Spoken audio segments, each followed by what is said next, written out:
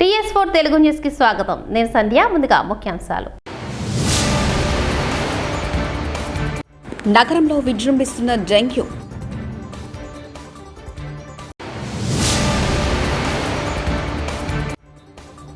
Revanth Reddy blackmail రాజకీయాలకు పాల్పడుతున్నారు. హరీష్ రావు.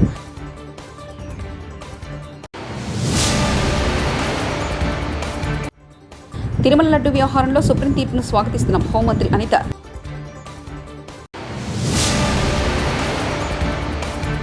విద్యుత్ దీపకాంతుల్లో కనకదుర్గమ్మ ఆలయం దగదగలు. డ్రోన్ దృశ్యాలు.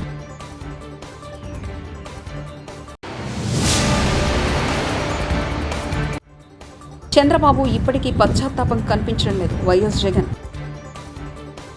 నగర వాతావరణంలో ఏర్పడుతున్న మార్పులు, ప్రత్యేకించి ఈశాన్య రుతుపవన ప్రభావిత వర్షాలు ప్రారంభమవుతున్న సమయంలో డెంగ్యూ, చికెన్ గున్యా జ్వరాలు వ్యాపిస్తున్నాయి. ప్రస్తుతం జలుబు, దగ్గు, జ్వరాలతో బాధపడుతూ రోజు 5,000 మందికి పైగా నగరవాసులు ప్రభుత్వ, ప్రైవేట్ ఆసుపత్రుల్లో చికిత్స తీసుకుంటున్నారు. మొదట తేలికపాటి జ్వరంతో బాధపడుతున్న వీరిని 3 రోజుల పాటు ఆరోగ్య పరిస్థితిని పరిశీలించిన మీదట జ్వరం తగ్గకపోతే వైద్య పరీక్షలు చేస్తున్నారు. అందులోనూ డెంగ్యూ లేదా చికెన్ గున్యా జ్వరం వచ్చినట్లు నిర్ధారణ చేస్తున్నారు. రాష్ట్రంలో ఈశాన్య రుతుపవన ప్రభావిత వర్షాలు కురవనున్న నేపథ్యంలో శుక్రవారం ఉత్తర బంగాళాఖాతంలో అల్పపీడనం ఏర్పడనున్నట్లు భారత వాతావరణ కేంద్రం అధికారులు ప్రకటించారు. రాష్ట్రంలో నైరుతి రుతుపవనాలు క్రమంగా బలహీనపడుతున్నప్పటికీ రాష్ట్రంలో పలుచోట్ల వర్షాలు కురుస్తున్నాయి. కొన్ని జిల్లాల్లో ఉష్ణోగ్రతలు ఎక్కువగా నమోదవుతున్నాయి. ఈ నేపథ్యంలో రాష్ట్రంలో ఈశాన్య రుతుపవన ప్రభావిత వర్షాలు ఈ నెల మొదటి వారం నుంచి ప్రారంభం కానున్నాయి. ఇదిలా ఉండగా బంగాళాఖాతంలో మాల్దీవులకు చేరువగా అల్పపీడనం ఏర్పడనుందని, అది క్రమంగా వాయుగుండంగా మారే అవకాశం కూడా ఉందని అధికారులు చెబుతున్నారు. తిరుమల లడ్డు కల్తీ వ్యవహారంలో 5 సభ్యులతో కూడిన స్వతంత్ర సీటు ఏర్పాటు చేయాలని సుప్రీంకోర్టు ఇచ్చిన తీర్పును స్వాగతిస్తున్నట్లు ఏపీ హోంమంత్రి వంగలపూడి అనిత అన్నారు. సీట్లో సిబిఐ నుంచి 2, ఏపీ ప్రభుత్వం తరఫున 2, FSSAI నుంచి 1 సభ్యులుగా ఉండాలని సూచించడంపై ఆమె హర్షం వ్యక్తం చేశారు. ఈ సందర్భంగా అనకాపల్లిలో నిర్వహించిన మీడియా సమావేశంలో హోంమంత్రి మాట్లాడారు. శ్రీవారు లడ్డు అనేది భక్తుల మనోభావాలకు సంబంధించి ముఖ్యమైన అంశమని అనిత అన్నారు. స్వతంత్ర దర్యాప్తు సంస్థతో సీటు ఏర్పాటు చేయడం శుభపరిణామమని చెప్పుకొచ్చారు. సీటు ఏర్పాటుతో స్వామివారి భక్తులు, ప్రజలకు వాస్తవాలు తెలుస్తాయని అన్నారు. తప్పు చేయని వారు భయపడరని, విజిలెన్స్ ఎంక్వైరీ అంటే వైసీపీ నేత వైవి సుబ్బారెడ్డి ఎందుకు భయపడుతున్నారో చెప్పాలని ఆమె డిమాండ్ చేశారు. సిట్ ద్వారా త్వరలో నిజానిజాలు బయటపడతాయని, స్వామివారికి అపచారం చేసిన వారు ఎవరైనా సరే జైలుకు వెళ్లడం ఖాయమని హోంమంత్రి అనిత అన్నారు. ఆంధ్రప్రదేశ్ ఉప ముఖ్యమంత్రి పవన్ కళ్యాణ్ వ్యాఖ్యలపై ఏపీ కాంగ్రెస్ అధ్యక్షురాలు వైఎస్ షర్మిల తీవ్ర ఆగ్రహం వ్యక్తం చేశారు. పవన్ కళ్యాణ్ ఏఐసీసీ అగ్రనేత రాహుల్ గాంధీపై విమర్శలు చేయడం పెద్ద జోకని విమర్శించారు. అధికారం వచ్చిన తర్వాత పవన్ కళ్యాణ్ వేషం, భాష మారిపోయాయని ఎద్దేవా చేశారు.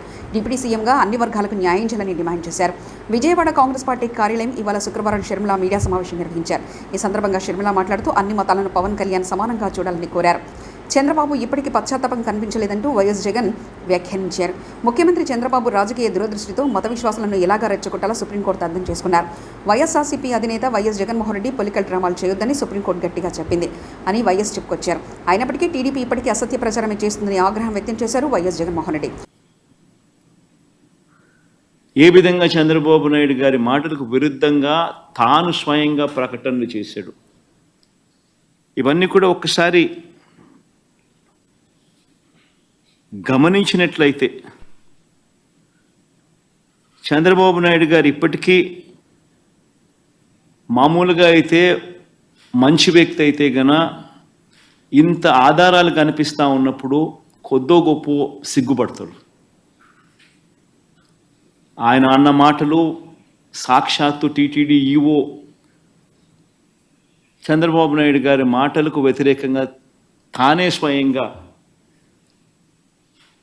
చెప్పిన మాటలు, ఇన్ని సాక్ష్యాధారాలు కనిపించినప్పుడు మామూలుగా ఎవరైనా కూడా దేవుడి విషయంలో తప్పులు జరుగుతూ ఉన్నప్పుడు, తప్పులు చేసినప్పుడు దేవుడు అంటే భయము, భక్తి కాస్తో కూస్తో ఎవరికైనా ఉన్న వ్యక్తి ఎవరైనా కూడా ఒకవేళ ఉంటే, ఆ భయము భక్తి ఎవరిలో అయినా కూడా ఉంటే పశ్చాత్తాపం అనేది ఎక్కడో చోట రావాలి. ప్రజలకు క్షమాపణ చెప్పే కార్యక్రమం అనేది ఎక్కడో ఒకచోట జరగాలి. కానీ చంద్రబాబు నాయుడు గారి మనిషి ఎలాంటి వాడు అని అంటే పశ్చాత్తాపము ఉండదు, దేవుడంటే భయము ఉండదు, దేవుడంటే భక్తి ఉండదు. చివరికి ఏ స్థాయిలో చంద్రబాబు నాయుడు గారి అబద్ధాల ప్రచారాలు, భయము, భక్తి ఏదీ లేకోకుండా తాను ప్రవర్తించే తీరు ఎలా ఉందనంటే, ఈరోజు నిజంగా ఈ టీడీపీ సాక్షాత్తు Telugu Desam party website Telugu Desam party official website నుంచి ట్విట్టరే కదా ఇది, ట్విట్టర్లో చంద్రబాబు నాయుడు గారు పెట్టిన పోస్టింగ్ ఇది.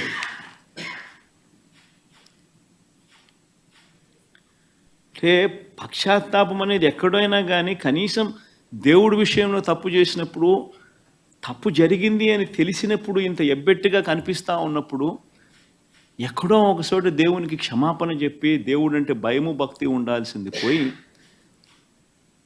ఈ రోజుకి కూడా తన అబద్ధాలు, తన దుర్బుద్ధి, తన దుష్ప్రచారము ఏ స్థాయిలో ఉంది అంటే వరంగల్ డిక్లరేషన్ అమలు కోసం ఢిల్లీలోని ఏఐసీసీ అగ్రనేత రాహుల్ గాంధీ ఇంటి ముందు ధర్నా చేస్తామని మాజీ మంత్రి సిద్దిపేట ఎమ్మెల్యే తన్నీరు హరీష్ రావు అన్నారు. దసరా తర్వాత ఢిల్లీ వెళ్దామని చెప్పారు. తొర్రూరులో బీఆర్ఎస్ పార్టీ ఆధ్వర్యంలో మహాధర్నా జరిగింది. ఈ కార్యక్రమంలో హరీష్ రావు పాల్గొని మాట్లాడారు. రైతుల రుణమాఫీ చేసే వరకు వదిలిపెట్టమని హెచ్చరించారు. కాంగ్రెస్ ప్రభుత్వం ఇచ్చిన హామీలపై రాహుల్ గాంధీ స్పందించారు. సీఎం రేవంత్ రెడ్డి ఒక చేతిలో రాజ్యాంగం, మరో చేతిలో రౌడీయుజం చేస్తున్నారని మండిపడ్డారు.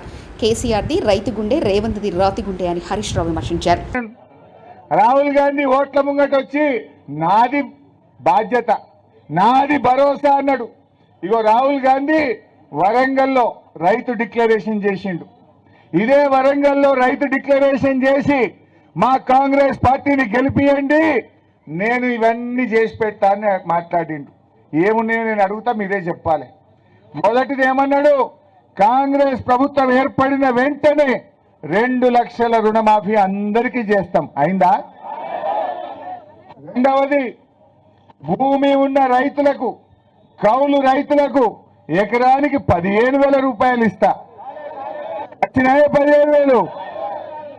మూడవది, భూమి లేని ఉపాధి హామీ కూలీలకు ఏడాదికి 12,000 ఇస్తా.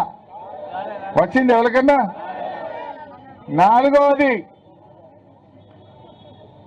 మూతబడిన చక్కెర కర్మాగారం పసుపు బోర్డు తెరిపిస్తా. తెలిసినారే? రైతు కూలీలు, భూమి లేని రైతులకు వాళ్ళకు కూడా రైతు బీమా లెక్క 5 లక్షల బీమా చేస్తా అన్నాడు. అయిందా?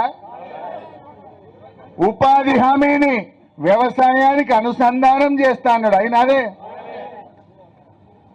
పోడు భూములు, అసైన్డ్ భూములకు పట్టా భూములతో సమానంగా యాజమాన్య హక్కులు ఇస్తా అన్నాడు. అయినా? వచ్చినాయి పట్టాలు? అంటే ఇట్లా చెప్పుకుంటూ పోతే ఒక్కటి కూడా కాలేదు. అయిందా? మరి రాహుల్ గాంధీ అంటేనా ఈ రేవంత్ రెడ్డికి 2 మొట్టికాయలు వేసి అడగాలనా వద్దా?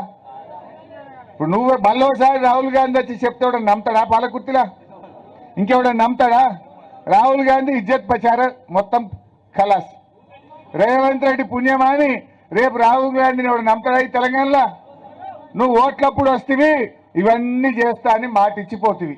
ప్రజా తీర్పుతో వైసీపీ నేతలకు మైండ్ బ్లాక్ అయింది. మాజీ మంత్రి పీతల సుజాత 5,000 మందికి విదేశీ విద్య ద్వారా చదువుకునే అవకాశం కల్పించారు 2014 నుంచి 19 వరకు. కానీ మీరు వైసీపీ గవర్నమెంట్ వచ్చిన తర్వాత ఎంతమందిని పంపారండి? ఫారెన్ స్టడీస్కి బలహీన వర్గాలకు చెందిన వాళ్ళని, దళితుల్ని, గిరిజన ఎంతమందిని పంపించారు? ఒక్కనైనా పంపించారా జగన్మోహన్ రెడ్డి గారు? మళ్ళా మేము కూటమి ప్రభుత్వంలో మళ్ళా విదేశీ విద్య పెడుతున్నాం. మళ్ళా కొంత వేల మందిని మేము చదివిస్తాం ఫారెన్ పంపించి, వాళ్ళ కాళ్ళ మీద వాళ్ళు నిలబడేలా చేస్తాం. అదే కూటమి యొక్క లక్ష్యం. అంతేకాకుండా వైద్య రంగాన్ని ఐసీయూలో పెట్టేసినటువంటి పెద్ద గనులు ఎవరైనా ఉన్నారంటే వైసీపీ, జగన్మోహన్ రెడ్డి గారు. ఈ రోజున ఆనాడు రాష్ట్రాన్ని దివాళా తీపిచ్చేసి 5 సంవత్సరాల్లో అసలు మహిళలకు కూడా పట్టపగలు కూడా తిరగలేని పరిస్థితి కల్పించి రాష్ట్రాన్ని అత్యాచార ఆంధ్రప్రదేశ్గా తయారు చేసేసి ఏ సంక్షేమ పథకం కూడా అర్హులైన ఎవరికి కూడా అందకుండా మీ బినామీలకే, మీకు నచ్చిన వాళ్ళకే ఇచ్చుకుని రాష్ట్రాన్ని ఇష్టారాజ్యంగా పరిపాలించేసి వ్యవస్థలన్నీ కూడా సర్వనాశనం చేసేసిందే జగన్మోహన్ రెడ్డి గారు వైసీపీ ప్రభుత్వం. ఈ రోజున మీరు మాట్లాడటం చూస్తుంటే చాలా ఆశ్చర్యంగా కూడా ఉంది, వింతగా కూడా అనిపిస్తుంది. ఇకనైనా వాస్తవంలోకి రండి. మీరేంటంటే ఫుల్ టైం ఏమో బెంగళూరు ప్యాలెస్లో ఉంటారు, పార్ట్ టైం ఏమో తాడేపల్లి ప్యాలెస్లో ఉంటున్నారు. మీకు మీ వాళ్ళకి కూడా వాస్తవం ఏమి కనిపించట్లేనట్టుంది. ఏదో దిమ్మ తిరిగి మైండ్ బ్లాక్ అయిందంటారు కదా. ఇంకా 151 సీట్ల నుంచి 11 సీట్లకు వచ్చేసరికి ఆ మైండ్ బ్లాక్ అయిపోయింది. దాంట్లో నుంచి ఇంకా బయటికి రావట్లేదు ఎవరు. మీరు ఇంకా ఈ టైప్లోనే ఫేక్ ప్రచారాలు, ఫేక్ మాటలు మాట్లాడటం ఆపకపోతే, మానుకోకపోతే ఇప్పుడున్న 11లో నుంచి కూడా ఒకటి కూడా రాబోయే రోజుల్లో మీకు వచ్చే పరిస్థితి లేదు, ప్రజలు కూడా మీ యొక్క చేష్టలు, మీ యొక్క వ్యవహార శైలి, మీ యొక్క మాటలు కూడా అన్నీ గమనిస్తున్నారు. కాబట్టి ఇకనైనా మార్చుకోవాలనేసి కూడా నేను ఈ సభా వేదిక నుంచి కోరుతున్నాను. విజయవాడలోని ఇంద్రకీలాద్రిపై దసరా ఉత్సవాలు వైభవంగా జరుగుతున్నాయి. ఈ సందర్భంగా కనకదుర్గమ్మ ఆలయాన్ని విద్యుత్ దీపాలతో ఆకర్షణీయంగా అలంకరించారు. రాత్రి వేళ ఈ విద్యుత్ దీప కాంతుల్లో కనకదుర్గమ్మ ఆలయం మెరిసిపోతుంది. దీనికి సంబంధించిన డ్రోన్ దృశ్యాలు చూపులను ఆకట్టుకుంటున్నాయి.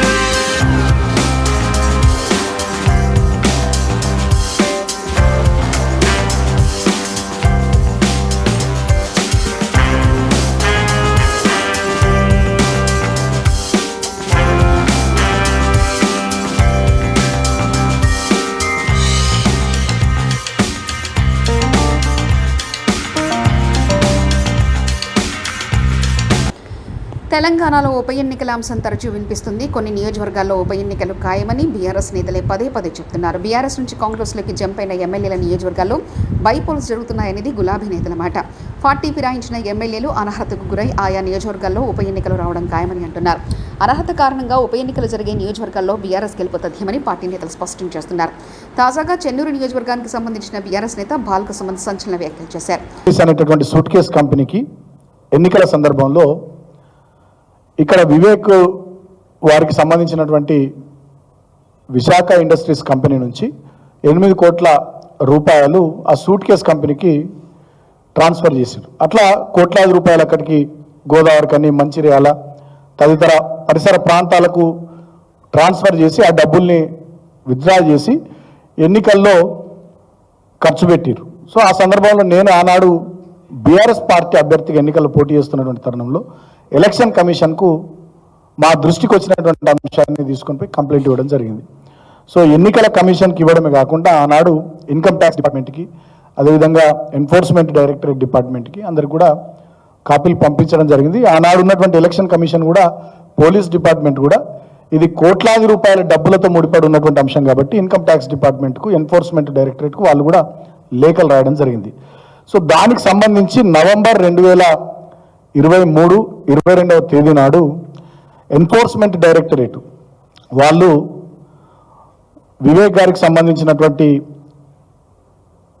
మంచిర్యాలలో ఆయన నివాసం ఉండే హైటెక్ సిటీలో, అదేవిధంగా రామగుండం ఏదైతే ఈ విజిలెన్స్ సెక్యూరిటీస్ అనే bogus company, suit case company కార్యాలయం అని చెప్పి అడ్రస్ చెప్పారో వాటి మీద కూడా, అదేవిధంగా హైదరాబాద్లో కూడా కొన్ని చోట్ల రైడ్ చేసి వాళ్ళొక అఫీషియల్ ప్రెస్ స్టేట్మెంట్ రిలీజ్ చేశారు. నగరంలో విజృంభిస్తున్న డెంగ్యూ.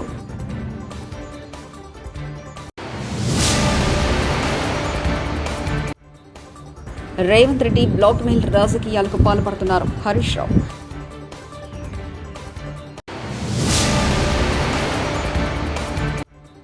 తిరుమల లడ్డు వ్యవహారంలో సుప్రీం తీర్పును స్వాగతిస్తున్నాం. హోంమంత్రి అనిత.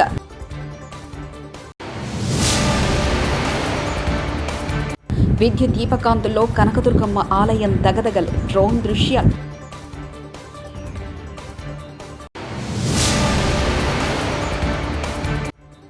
చంద్రబాబు ఇప్పటికీ పశ్చాత్తాపం కనిపించడం లేదు. YS Jagan. TS4 Telugu news ఇంతటితో సమాప్తం. చూస్తూనే ఉండండి TS4 తెలుగు ఛానల్.